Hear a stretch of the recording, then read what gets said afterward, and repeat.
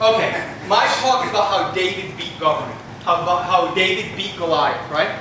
Maybe I renamed it wrong a little bit. What you should remember is, remember that saying, such is life, that was said at a community meeting, right? My point is that government in Puerto Rico is too big, and I'm not just talking about the size of how many people. It's got too big of a voice in Puerto Rico. It drowns all the rest of us out. It does not hear us, right? Government basically ignores us, right? And it can afford to at its size. They say they're working for the pueblo. They say that they're doing things for the pueblo. But regardless of which party, they basically kind of ignore us. So they don't hear what we're talking about. And they're not following our agenda. It's their agenda. Both parties do it. How many times have many of you heard about big projects that got launched? They did a ribbon cutting. But then what happened with the project? The project never moved forward. Our politicians are addicted to ribbon cutting. We don't hold them accountable for results. We hold them accountable for starting something, right? And what I think we should be doing is getting their attention, to make them focus on what our agenda is. But an open society, an open government, good government depends on people being heard. And it depends on them saying and making sure government has their agenda. We need to be the people who create the agenda. So for example, you see a pothole in the road. What do? There's not much you can do. But in England, and in Holland, and in places in the States, they start to have phone apps where you can take a photo of the pothole, send it in, and it says exactly where it is. And the government responds to you. They send you back a message, we're going to fix it on Tuesday.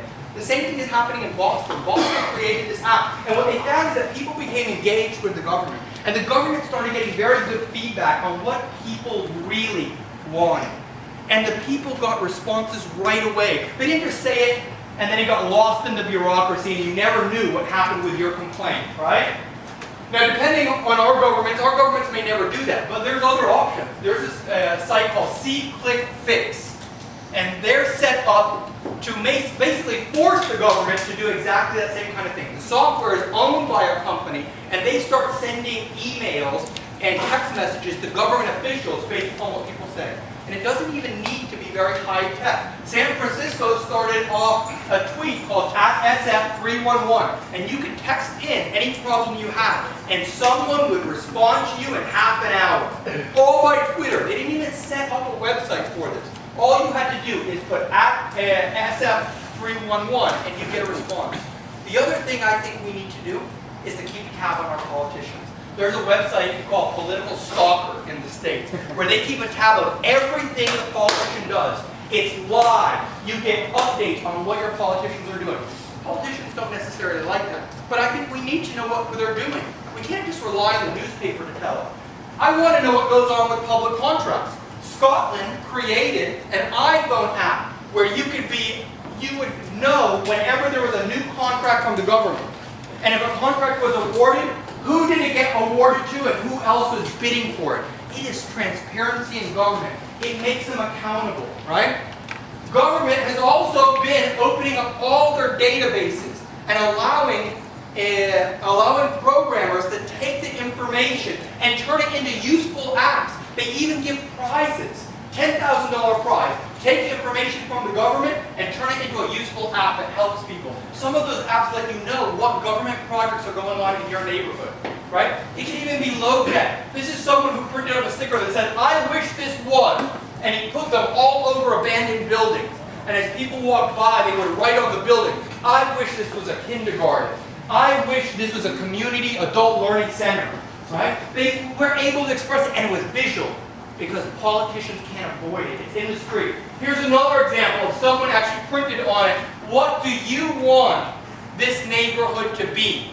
And people would go by and write their ideas on the Post-it notes as they went by. And they would type up these Post-it notes and then send them to the government and they'd hold them accountable for it because it was so visual, because it made the newspapers, right?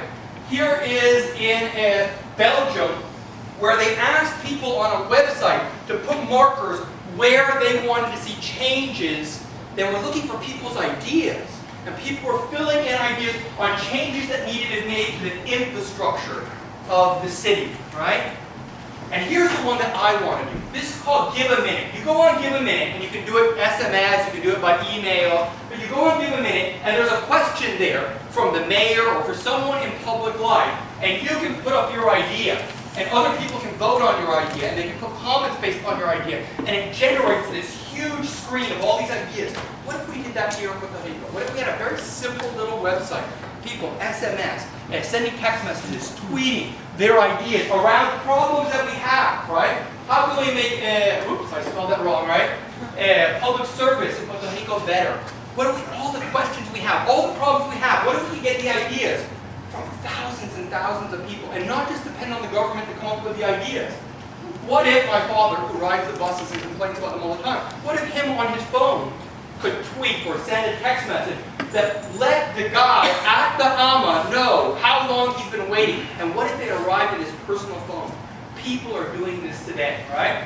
What if you could take photos and text message in problems that you have? And what if it showed up on a huge digital billboard right near the Fortaleza and driving out of Fortaleza? Could politicians ignore you if we did that? If we made it visual, if we made it permanent, they couldn't avoid you. I would love to see that instead of doing ribbon cuttings, every year we produce a graphic that says how much they've done for us. How far ahead have they moved a project? Where were they supposed to get to, and where did they get to? That makes it almost easier for politicians, because this is what we want. We want no more ribbon cuttings. We want government to respond to us. We should be the people pulling the cart. Government should pull the cart. We should be the people setting the agenda. And that's the idea of government 2.0. That's an open society. That's open government. It's when we tell government what we need, and government responds instead. And that's my Pecha Kucha. Thank you.